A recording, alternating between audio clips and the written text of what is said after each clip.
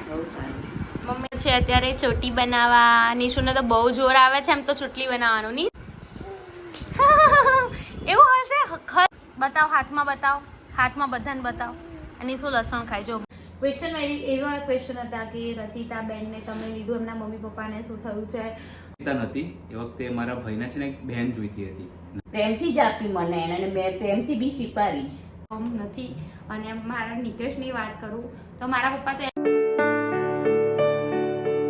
Hello everyone, good morning, welcome back to my new blog. કેમ છો બધા? Hope કે તમે બધા મજામાં હશો. હું પણ મજામાં છું. અત્યારે વાગવામાં થઈ ગયા છે 11:30 અને જસ્ટ આપણે બ્લોગ સ્ટાર્ટ કરી રહ્યા છે.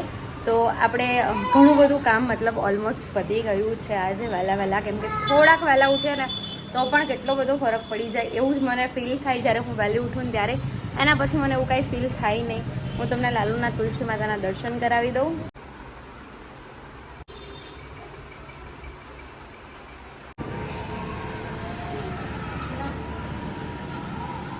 ગુડ મોર્નિંગ, જય શ્રી કૃષ્ણ. મોર્નિંગ, જય શ્રી કૃષ્ણ. સારું છે હવે? બહુ સારું. મમ્મીને શરદી થઈ ગઈ હતી કાલની. અને નિશુ જો, નિશુ હાય, ગુડ મોર્નિંગ, જય શ્રી કૃષ્ણ. જય શ્રી કૃષ્ણ. અહીંયા તો જો પણ પપ્પા તો જતા રહ્યા ઓફિસે. પપ્પા ક્યાં ગયા? ઓફિસે ગયા. નિશુ, તારી મીટિંગ ચાલુ છે? અલે બાપલે, અલે બાપલે. આજા.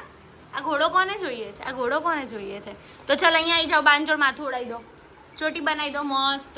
તો નિશુ બેસી ગયો છે અત્યારે ચોટી બનાવવા. નિશુને તો બહુ જોર આવે છે એમ તો ચોટલી બનાવવાનું. નિશુ આમ તો જો, મીટિંગ ચાલુ છે તારે?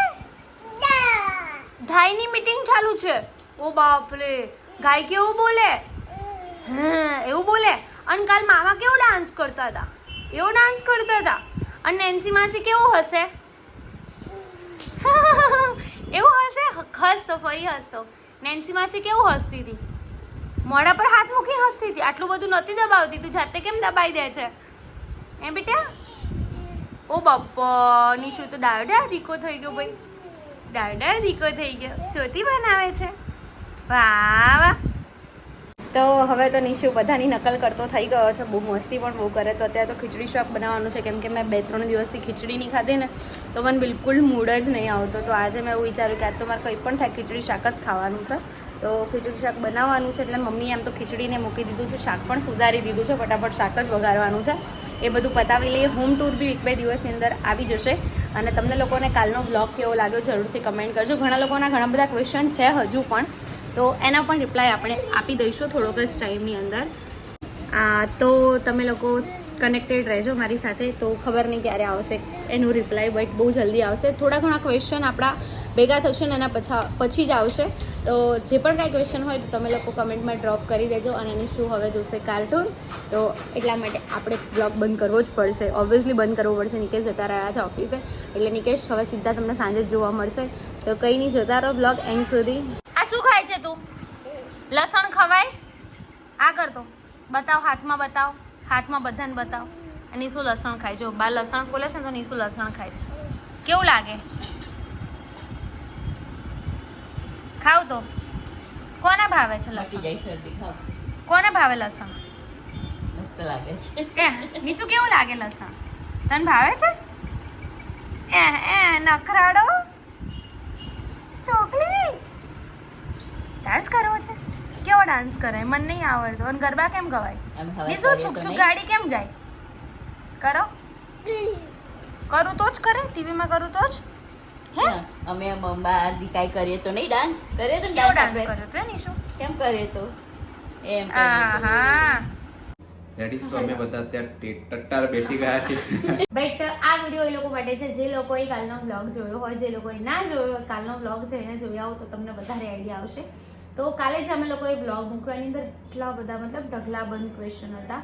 ક્વેશ્ચન એવા ક્વેશ્ચન હતા કે રચિતા બેનને તમે લીધું, એમના મમ્મી પપ્પાને શું થયું છે, કેમ તમે એમને ખબર છે કે નહીં? હા, તો એમને ખબર છે. શું છે શું નહીં બધું જ તમને મમ્મી ડિટેલમાં કહેશે. Right mummy? રાઈટ.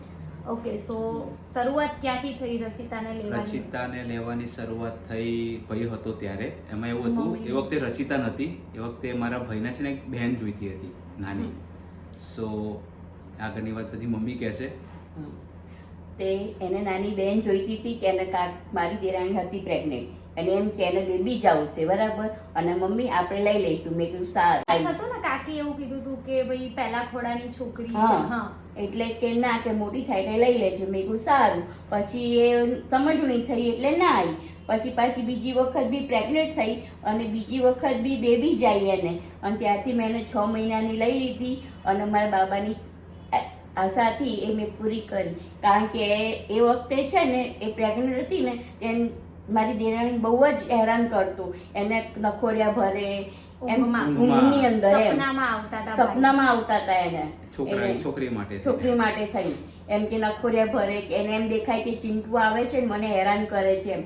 અને પછી મેં બેબીનો જન્મ થયો ત્યારે રચિતાને અને મેં એને દત્તક લીધી ત્યારથી એના જીવને શાંતિ થઈ કે ના હવે મારી બેન આવી ગઈ મારી જોડે એમ. એટલે એમાં એવું હતું કે પહેલા વસ્તુ જેટલું મતલબ મમ્મીએ કહેવાય ને કે રચિતા માટે અમે લોકો તો છે જ બટ એટલું એ મતલબ માને કેવું હોય આજે હું છું બરાબર ભલે મારો નિશ્ચય ગમે એમ એક દિવસ માટે દૂર થાય ને તો પણ એમ થાય કે યાર નહીં ચાલે એમ. તો એમને પણ મતલબ થેન્ક યુ કે એમને અમને આટલી કહેવાય ને ફૂલ જેવી એક દીકરી આપી. અને મમ્મી શું કહે છે આપી પ્રેમથી જ આપી મને અને મેં પ્રેમથી બી સ્વીકારી. કેવું હતું કે ભાઈ એ તો પપ્પા ઓફ થયા એના પછી પેલું કહેવાય બધાના પોતપોતાનું ઘર એટલે થોડું ઘણું ઓછું થયું હા યસ. તો આવું હતું એટલે રચિતાને તો ખબર જ છે કે હા ભાઈ એના મોમ ડેડ બીજા કોઈ છે બટ બીજું કંઈ છે નહીં વધારે પડતું કે કોઈને ક્વેશ્ચન આવે. અને રહી વાત એવી કે ભાઈ એને મતલબ બોલાવે છે નહીં બોલાવતા તો બધું અમારું ઓલ એન્ડ સોલ ઓકે જ છે. તો એટલા માટે થઈને અમે રચિતાને લીધી હતી કારણ કે રચિતભાઈ જે છે એમના પરથી જ રચિતાનું નામ પડ્યું છે. તો રચિતભાઈને બહુ ઈચ્છા હતી કે બેન જોઈએ છે પણ ભાઈની ડેથ થઈ ગઈ અને એના પછી આવું બધા બનાવ બને એમને સપનામાં દેખાવા લાગ્યું આવું તેવું. અને પછી કાકી અમદાવાદ આપવા આવ્યા હતા ને રચિતાને લીધી તો મેં ત્યાં જ હતી દિવાળીમાં ગયા હતા એ લાભ પાંચમના દિવસે જ હતી પણ 15 દિવસ મેં એને રાખી હતી કારણ કે એને રાખવી તો પડે ને એકદમ માંથી કેમ દૂર કરાય એમ. અચ્છા પેટ ભરતું હોય એટલે વાતો લાગે ને એમ. અચ્છા એટલે એમને પણ થોડો ટાઈમ લાગ્યો હોય બચ્ચું હોય કેવી રીતે બોલાય એમ એટલે એવું જ કંઈક. પણ જેવી રીતે અમે એને અપનાવી છે એવી જ રીતે અમને ત્યાંથી પણ આપી છે અને રચિતા ઉપર બધાનો જ હક છે બધાનો. શું કેવું મમ્મી? આજે પણ એ લોકો અમને યાદ કરે છે. અમુક રિલેશન અમુક પ્રોબ્લેમ હતા મોટાના લીધે જે થયા હતા એમના લીધેથી અમારા જે ત્યાંના સંબંધ તૂટી ગયા. બટ અત્યારે બધું અમારે એવું નથી કે ભાઈ મતલબ બિલકુલ નથી બોલતા. ના બોલીએ છીએ એવું નથી બોલતા બોલીએ છીએ એમ પણ પહેલા જેવું નહીં એમ. કેમ કે અમુક ટાઈમે અમુક રિલેશન થોડા ઘણા દૂર થતા જાય એની પાછળ બી ઘણા બધા કારણો હોય જે અમુક વસ્તુ કેવી હોય કે બધી જ વસ્તુ આપણે ઓન કેમેરા કે મતલબ બધા વ્યક્તિ સામે વાત ના કરી શકે જે પછી અમુક વસ્તુ એવી હોય કે જે આપણા પર્સનલ હોય રાઈટ. એટલે એવું જ કંઈક પર્સનલ જેવું જ. તો જે લોકોના આવા બધા ક્વેશ્ચન હતા તો એવું કંઈ જ નથી. રચિતાને પણ ખબર છે અમને પણ ખબર છે શું છે શું નહીં. અને હું પણ જ્યારે મેરેજ કરીને આવી એની પહેલાંની મને બધી ક્લિયર એન્ડ કટ વસ્તુ ખબર જ હતી. પણ પેલું કેવું છે કે ભાઈ આપણા ઘરમાં દીકરી પેલું નહીં કહેતા કેટલા શું કહેવાય મમ્મી કેટલા વર્ષો આપણે પૂર્ણ કર્યા હોય ત્યારે આપણા ત્યાં દીકરીનો જન્મ થાય. અને મારે છે ને નિશુ વખતે મને પણ એવું જ હતું કે મને છે ને દીકરી જ જોઈએ અને મારે પણ દીકરો જ આવ્યો બટ મને એવું ડ્રીમ કે ભાઈ મારે છોકરી જોઈએ છે એમ. બટ નિશુ આવી ગયો અને મારે એક જ એવી જોઈએ એટલે મારે નિશુ માટે રચિતા આવી ગયો. મારા માટે બી નીકુ વખતે હું હતી પ્રેગ્નેન્ટ ત્યારે મારી દીકરી જોઈતી હતી મેં બાધા રાખી હતી તો પણ મારા નસીબમાં દીકરો જ આવ્યો. એટલે છે ને અમે રચિતાને તો મમ્મી છોકરી માટે બાધા રાખી હતી હું આવી ગયો એટલે હું આવી ગઈ પણ હા. તો એમાં એવું જ છે કે ભાઈ હવે રચિતાને અમે કન્યાદાન પણ કર્યું બરાબર એટલે અમારી દીકરી જ છે. છોકરી કરતા પણ વધારે છે મારા માટે તો. યસ એટલે હવે તો અમારા માઇન્ડમાં એવું કંઈ છે જ નહીં કે ભાઈ હવે છોકરીનું કંઈ હોપ હોય એવું કંઈ જ નહીં. બસ નિશુ છે ઓકે છે. એક જ સેકન્ડ સો અત્યારે અમારી જોડે નિશુ જોડાઈ ગયો છે. નિશુ હાઈ કહી દો બેટા. હાઈ કરતે.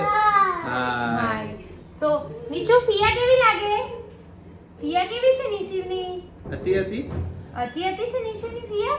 હા કે નિશુ હા કરી દે કે હા. નિશુ તો હવે હું કહું છું ટ્રાયપોડ સાથે ફરશે. નિશુએ ફરશે ને ટ્રાયપોડ ફરશે. વાંધો નહીં મમ્મી ઉતાર દે મેં નહીં માને કોઈ હોય. સો બસ આવી રીતનું જ કંઈક હતું જે હવે અમે લોકોએ ક્લિયર કરી દીધું છે. બાકી જે પણ કંઈ છે તમને લોકોને જે ક્લિયર નથી થયું એમાં તમને ખબર પડી ગઈ હશે કે કેમ ક્લિયર નથી થયું, કેમ કે નીચે ફોન. સો અત્યારે નિશુમને લઈને મમ્મી પણ બહાર ગયા છે, નહીં તો આખા ઘરમાં ટ્રાયપોડ સાથે ફરતું. તો એક જણની એવી પણ ક્વેશ્ચનની કમેન્ટ હતી કે ફાધરનું નામ નિકેશના. ખુશીના ફાધરના નામથી જ છે, મારા ફાધરનું નામ પણ. તો મારા પપ્પાનું નામ છે હર્ષદભાઈ પ્રજાપતિ અને નિકેશના પપ્પાનું નામ છે હર્ષદભાઈ પટેલ. બસ આટલો ડિફરન્સ છે. મમ્મીનું નામ છે, અહીંયા મમ્મીનું નામ છે મીતાબેન, ત્યાં નામ છે ગીતાબેન. ગીતાબેન. આટલો ડિફરન્સ છે, કોઈ જાજો ડિફરન્સ નહીં, પણ બહુ સરસ છે. અમારા લોકોનું ફેમિલી નાનું છે, સ્વીટ છે, સિમ્પલ છે અને બહુ જ સરસ છે.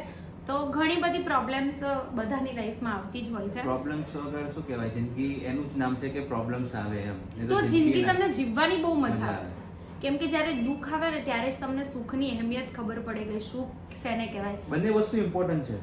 મારી લાઈફમાં બી એવું જ બધું હતું, ઘણું બધું એમ. તો એ બધું આપણે થોડો ટાઈમ પછી શેર કરીશું તમારા બધાની સાથે. તો મારી લાઈફમાં તો નિકેશ આવ્યા પછી તો મારે ઘણું સારું છે. પ્લસ મારે પણ એવું છે ભાઈ નથી, તો ભાઈ નથી એની પાછળ મને કેટલી તકલીફો પડી છે, મારા મમ્મીને કેટલી તકલીફો પડી છે એ પણ હું તમારી સાથે બહુ જલ્દી શેર કરીશ. કેમ કે અત્યારે તો બી સારું છે. પહેલાંના જમાનામાં એવું હતું કે છોકરો તો જોઈએ જ, એના રિલેટેડ મારા મમ્મીને કેટલું દુઃખ પડ્યું છે. બટ આજની તારીખમાં હું એવું વટથી કહી શકું કે હું પ્રૂવ કરીને બતાવી શકું કે ભાઈ હું દીકરા કરતાં કમ નથી. અને મારા નિકેશની વાત કરું તો મારા પપ્પા તો એમ જ કે જ્યારે એમ કહું મેં તો પપ્પાને હું મસ્તીમાં એમ કહું તમારા જમાઈ આવ્યા જમ જેવા તે કે અમારો દીકરો છે. મારા પપ્પા સૌથી પહેલા નિકેશને મતલબ એટલી બધી ઇમ્પોર્ટન્સ આપે છે. તમે શું કહેશો મારા મમ્મી પપ્પા વિશે? બહુ ડાઉન ટુ અર્થ છે, કોઈ શું કહેવાય શોખ નહીં, એકદમ સીધા સાદા સિમ્પલ જીવન જીવવાનું. આપણે કીધું આમ જઈએ એમને કોઈ ઈચ્છા જ નથી, એવો કોઈ શોખ જ નહીં. એમને બે ટાઈમનું બસ હળી મળીને રહે બે જણા, અને સાર ખાવું બી ના ગમે. આપણે મમ્મીને ક્યાંક લઈને ગયા હોય ને જોડે, આ તો વાત છે, તો મમ્મીને સ્પેશિયલ એમના માટે તો રસોઈ બનાવવાની એટલે બનાવવાની, એડજસ્ટ ના કરે. મારા પપ્પાને એવું કેમ, એનું રીઝન છે કે કોઈ દિવસ એવી રીતે એમને એવી લાઈફ એવી જીવ્યા પણ નથી, બરાબર. અને એવા કોઈ એવા ડ્રીમ પણ નહીં કે ભાઈ આમ કે તેમ ના. હવે પણ એમના શું કહેવાય છોકરી છે, એમનો જમાઈ છે, કરાવી શકે છે એમને એવા, એમના ડ્રીમ કમ્પ્લીટ કરાવી શકે છે. અમે બહુ બધું વિચાર્યું છે જે શોર્ટ ટાઈમની અંદર, અને અમે એટલા માટે જ મહેનત કરીએ છીએ. ઘણા લોકોની કમેન્ટ્સ આવે છે કે તમે તમારા મમ્મી પપ્પાના ત્યાં રોકાવો આમ તેમ.